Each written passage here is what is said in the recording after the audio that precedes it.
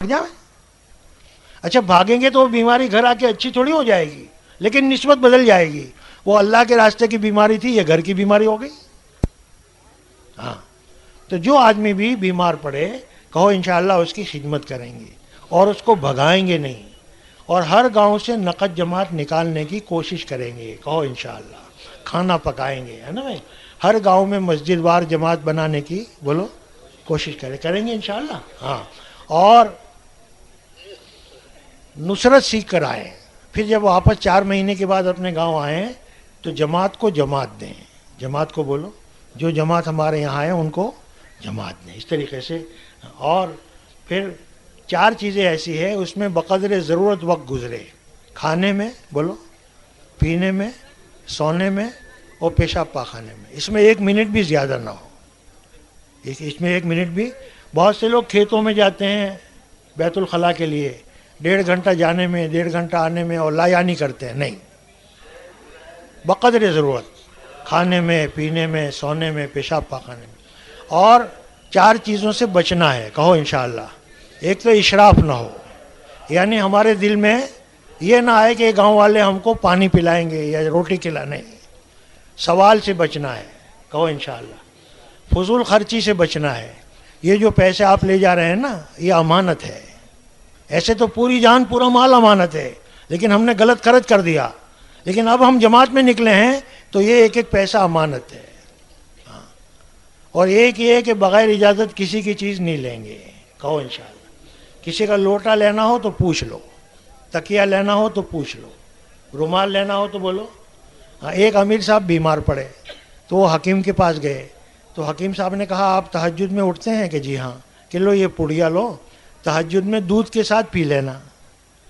تو امیر صاحب نے کیتلی میں دودھ لا کے رکھا کہ بھائی جب ہم تہجد میں اٹھیں گے تو. اب ایک میرے جیسا تھا, وہ پہلے اٹھ گیا اور امیر صاحب کی کیتلی لے کے بیت الخلاء میں چلا گیا.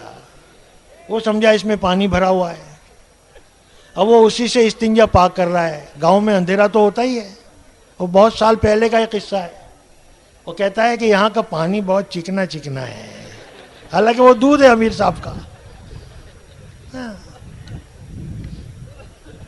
تو آپ بھی ایسا کرو گے انشاءاللہ؟ کریں گے؟ نہیں نہیں بھائی, نہیں کرنا. پوچھے بغیر کسی کی کیتلی بھی نہیں لینا, لوٹا بھی نہیں لینا, ہے نا بھائی. اور اگر لو تو فوراً واپس کر دینا, لو تو فوراً واپس کر دینا. کریں گے انشاءاللہ؟ ہاں. بلکہ ہر چیز ہر ایک آدمی اپنے پاس رکھے, لوٹا بھی, برتن بھی, کتاب بھی, مسواک بھی, ٹارچ, چھوٹی ٹارچ بتی ہے نا, بیٹری, چونکہ گاؤں میں اندھیرا ہوتا ہے, ریل میں اندھیرا ہوتا ہے. ہاں, ایک چھوٹی ٹارچ بتی بھی رکھیں, ہے نا بھائی, لکڑی. ہاں, اس طریقے سے جو ضروری چیزیں ہیں وہ اپنے ساتھ رکھیں. فوجی آدمی اپنے سارے کھانا پینا بھی ساتھ رکھتا ہے. ہر مسلمان اللہ کا فوجی ہے, ہر چیز اپنے پاس. اور بھائی پھر 4 لائن کی محنت کریں, ہے نا بھائی. ایک تو اپنے خود محنت کریں, عمل کریں, ساتھیوں پر, گاؤں والوں پر. پھر دعا مانگیں کہ یا اللہ جتنا میرے بس میں تھا اتنا میں نے کیا, اب آگے ہدایت کا دینا, بولو تیرے ہاتھ. ہاں, ایک زانیہ عورت تھی, وہ زنا کی دعوت دیتی تھی. ایک بزرگ گئے اس کے گھر دین کی دعوت دینے, پیسے لے کر. تو وہ عورت کہنے لگی بڑے میاں یہ تو ہماری دکان ہے, اب راستہ بھول گئے. کہ نہیں بہن میں بھولا نہیں ہوں, میں بھی دکان سمجھ کے آیا ہوں, اور جتنے لوگ تمہیں پیسے دیتے ہیں اس سے ڈبل پیسے ہم دیں گے, میری بات مانو گی کہ ضرور. اب اس نے ڈبل پیسے دے دیے. پھر اس عورت سے کہا بہن یہ کپڑے بھی لایا ہوں آپ کے لیے, جاؤ غسل کرو اور یہ کپڑے پہن کے آؤ. اس نے غسل کیا, وہ پاک کپڑے پہنے. کہ اب کیا کریں کہ اب 2 رکعت نماز آپ پڑھو, لو مصلی, اور میں بھی پڑھتا ہوں. اب 2 رکعت نماز پڑھی کہ اب کیا کریں کہ اب تم ہاتھ اٹھاؤ, تم آمین کہو, اور میں دعا مانگتا ہوں. اب انہوں نے دعا مانگنی شروع کی کہ یا اللہ جتنا میرے بس میں تھا اتنا میں نے کیا, اب آگے ہدایت کا دینا, بولو تیرے ہاتھ. اب وہ عورت بھی رو رہی ہے, وہ بزرگ بھی رو رہے ہیں. اور آپ کو معلوم ہے بچہ جب روتا ہے تو ماں سارے کام کا چھوڑ کے فوراً دودھ پلاتی ہے. اور آسمان جب روتا ہے تو زمین گل و گلزار ہوتی ہے. اور مسلمان جب تھک کے روتا ہے, گشت کر کے روتا ہے, تعلیم کر کے روتا ہے, کھانا, تو اللہ ہدایت کے دروازے بولو کھول دیتے. رسول اللہ صلی اللہ علیہ وسلم روتے رہے, صحابہ روتے رہے, مولانا الیاس صاحب روتے رہے, تو اللہ پاک دین کو بولو پھیلاتے رہیں گے. تو کریں گے انشاءاللہ. اللہ اس کے لیے ہم سب کو قبول. بھائی ذرا بیٹھے رہے بھائی ساتھی, بھائی بیٹھے رہے. ایک کام تو یہ کرو, وہاں سے ایک دو آدمی کھڑے ہو جاؤ, کسی کو آنے مت دو. وہاں دو آدمی آخری میں کھڑے ہو جاؤ, کسی کو آنے مت دو. اب تو ایک کام بہت اہم کرنا ہے, وہ یہ کہ جتنے اضلاع کے ہمارے تشکیل کے ذمہ دار ساتھی ہیں وہ بھی ذرا متوجہ ہو جائیں, سنیں. ہم ایک ایک ضلع کے لوگوں کو کھڑا کریں گے اور اس ضلع کے جو ذمہ دار ساتھی ہیں تشکیل و تفقد کے, ان کے حوالے ان کو کریں گے. وہ حضرات ان جماعتوں کو ابھی اس وقت میں نمبر دیں گے کہ بھئی فلاں جماعت نمبر 1 یہ فلاں کی جماعت, اس کے امیر یہ, مامور یہ, ساتھی ہے. جماعت نمبر 2, جماعت نمبر 3, اس طریقے سے. اگر کسی کو نمبر نہ ملا ہو تو وہ اسی وقت آپ کو نمبر دے دیں گے. یہ بات مشورے سے طے ہوئی ہے, اس لیے آپ ہمارا ساتھ دیں گے نا بھائی انشاءاللہ. اور دیکھو جو مشورے سے بات طے ہوتی ہے اس میں اگر آپ ساتھ دو گے تو اللہ بھی آپ کا ساتھ دیں گے. سب کریں گے نا انشاءاللہ. چلو پہلے ناگپور, چھتیس گڑھ, چندرپور کی جماعتیں کھڑے ہو جاؤ بھائی. کھڑے ہو جاؤ, اپنی جگہ پہ کھڑے ہو جاؤ. ناگپور, چھتیس گڑھ, چندرپور اور جتنا ادھر کا علاقہ ہے پورا, وہ بھنڈارا وغیرہ پورا علاقہ, وہ سب حضرات کھڑے ہو جاؤ. اس کے سب حضرات کھڑے ہو جاؤ. باقی کوئی کھڑا نہ ہو. کہاں کے؟ ناگپور, پورا چھتیس گڑھ, ہاں وہاں چلے جائیں. ماشاءاللہ. باقی جو کھڑے ہیں وہ بیٹھ جائیں. باقی اگر کوئی کھڑا ہو گیا ہو تو بیٹھ جائیں. اور جو یہ چھتیس گڑھ ہے اس کا کوئی آدمی بیٹھے نہیں, سب کھڑے ہو جائیں اور وہاں جائیں. اچھا اب کس کو کھڑا کرنا ہے؟ امراوتی والے ذرا کھڑے ہو جائیں. ضلع امراوتی, آپ مجھے کہو انشاءاللہ میں ضلع امراوتی کے لوگ کھڑے ہو جائیں. اور ان کے ذمہ دار رومال ہے. کہاں ہے بھائی؟ ان کے ذمہ دار رومال ہلاؤ بھائی. چلو کہاں ہے بھائی رومال؟ ہاں یہ ہے, یہ دیکھو یہ لال جھنڈی والا, ہاں ان کے پاس چلے جاؤ. ماشاءاللہ. چلے بھائی چلے, امراوتی والے ادھر چلے. جلدی جلدی چلو بھائی, جلدی جلدی جلدی جلدی. اور کام پورا کر کے اٹھیں بھائی.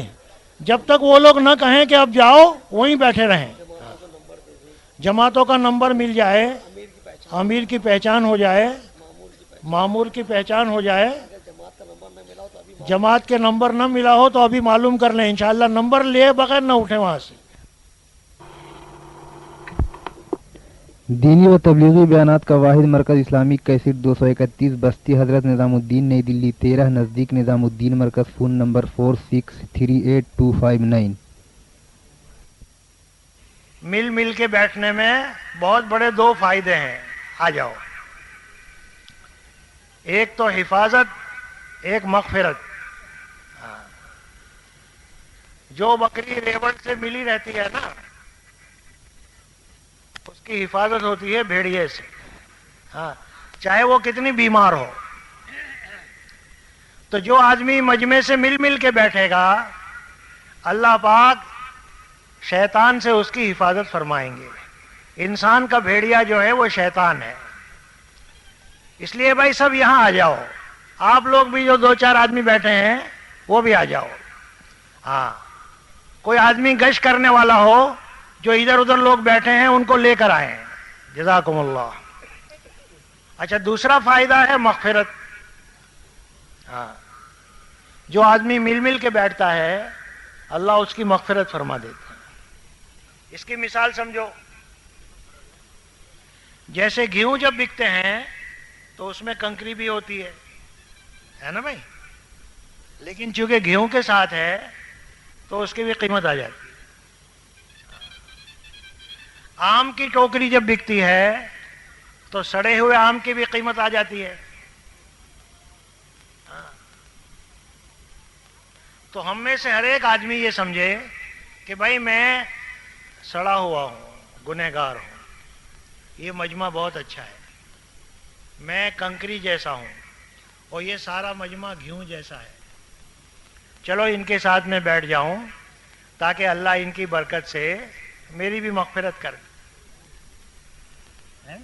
ہاں چنانچہ آپ کو معلوم ہے جب فرشتے جاتے ہیں کارگزاری اللہ پاک سنتے ہیں اور اخیر میں اللہ پاک فرماتے ہیں, جس کا مفہوم یہ ہے کہ میرے فرشتوں تم گواہ رہنا میں نے سب کی مغفرت کر دی. تو فرشتے کہتے ہیں یا اللہ اس میں تو کچھ تماشائی بھی تھے کہ ہاں اس کی بھی وہ بیٹھ تو گئے، وہ کنکری تھے لیکن گیہوں کے ساتھ رہے تو صحیح، سڑا ہوا آم تھا لیکن ٹوکری میں ہے، اچھے آم کے ساتھ ہے، یہ ہے۔ تو آپ نیت کر لو انشاءاللہ موت تک کہو جہاں دین کی مجلس ہو بیچ میں آ کے بیٹھ جاوے، مل مل کے بیٹھ جاوے، تو دو بڑے بڑے فائدے ہوں گے، حفاظت اور ایک مرتبہ میں دلی میں اجتماع تھا تو یہی بیان کر رہا تھا، تو ایک آدمی سڑک پہ سے جا رہا تھا، اس نے یہ سنا کہ بھائی کنکری گیہوں کے ساتھ ہو اس کی بھی تو وہ آ کے بیٹھ گیا کہ چلو بھائی میں بھی گنہگار ہوں۔ اچھا، پھر اس نے 3 دن لکھائے، پھر چلہ لکھایا، پھر 3 چلے لکھائے، اور ایک مرتبہ ڈھاکے میں مجھ سے کہنے لگا کہ مول صاحب مجھے پہچانتے ہو؟ میں نے کہا نہیں۔ کہتے ہیں ایک مرتبہ تم دلی میں یہ کہہ رہے تھے کہ کنکری جب گیہوں کے ساتھ ہو تو اس کی بھی قیمت آ جاتی ہے، بکری جب ریوڑ کے ساتھ ہو تو اس کی حفاظت ہوتی ہے، اور پھر تم نے یہ سنایا تھا کہ اللہ تعالیٰ نے سب کی مغفرت کر دی۔ تو کہتے ہیں میں تو سڑک پہ سے جا رہا تھا، بیٹھ گیا تو اللہ نے واقعی مجھے قبول کر لیا، اب میں الحمدللہ 3 چلے دے کے جا رہا ہوں۔ تو ہمیشہ آپ یاد رکھو جہاں تعلیم ہوتی ہو، بیان ہوتا ہو، ہے نا بھائی، دین کی باتیں، تو آ کے فوراً مل مل کے بیٹھ جائے۔ صرف بیٹھنے میں ہی 2 چیزیں اللہ دیتے ہیں، حفاظت اور مغفرت۔ اور جس آدمی کی شیطان سے حفاظت ہو جائے نا وہ کامیاب ہو جاتا ہے۔ دیکھو ہمارے ساتھ 3 دشمن ہیں، کتنے ہیں؟ ایک تو شیطان ہے اور ایک شیطان کا بھی دادا ہے۔ میں نے ایک دن حضرت جی سے پوچھا کہ حضرت جی یہ شیطان ہم کو دھوکہ دیتا ہے، مگر شیطان کو کس نے دھوکہ دیا؟ وہ تو جنت میں تھا، وہاں کوئی دوسرے شیطان بھی نہیں تھے، فرشتے تھے وہاں۔ تو حضرت جی نے فرمایا کہ اس کے نفس نے اس کو دھوکہ دیا۔ جنت میں رہتے رہتے اس کی نگاہ اللہ سے ہٹ گئی، اپنے اوپر آ گئی کہ میں بہت، اللہ کی تعریف کرنے کے بجائے اپنی تعریف کرنے لگ گیا، اور اللہ کا حکم پورا کرنے کے بجائے ٹھکرا دیا، اور حضرت آدم علیہ السلام کا اکرام کرنے کے بجائے بے اکرامی کرنے لگ گیا، سجدہ نہیں کیا۔ اچھا، اللہ تعالیٰ نے پوچھا بھی کہ تو نے سجدہ کیوں نہیں کیا؟ اگر اس وقت کہتا یا اللہ مجھے معاف کر دو تو اللہ معاف کر دیتے، لیکن معافی نہیں مانگی، وکیل بنا کہ میں نے سجدہ اس لیے نہیں کیا کہ انا خیر منہ، میں اس سے بڑھیا ہوں، میں اس سے بولو۔ ہاں، یہ جملہ بڑا خطرناک ہے، خدا کرے ہم میں سے بھی یہ نکل جائے۔ شیطان نے تو کہہ دیا، ہم لوگ کہتے نہیں، ہم اپنے اندر اپنے کو بڑھیا سمجھتے ہیں، اندر اندر، ہے نا، اور جب ہمارا اکرام نہیں ہوتا پھر غصے ہوتے ہیں۔ ہاں، شیطان نے تو کہہ دیا بھائی انا خیر منہ، میں اس سے بڑھیا ہوں، اس لیے سجدہ نہیں کیا، اور ہم لوگ کہتے نہیں کہ میں بڑھیا ہوں، اندر ہی اندر سمجھتے ہیں۔ خیر، کہ میں اس سے بڑھیا ہوں اس لیے میں نے سجدہ نہیں کیا، اور میرے بڑھیا ہونے کی دلیل یہ ہے، بھائی لاؤڈ اسپیکر والو یہ آواز ٹکراتی کیوں ہے؟ اس لیے اچھا اچھا،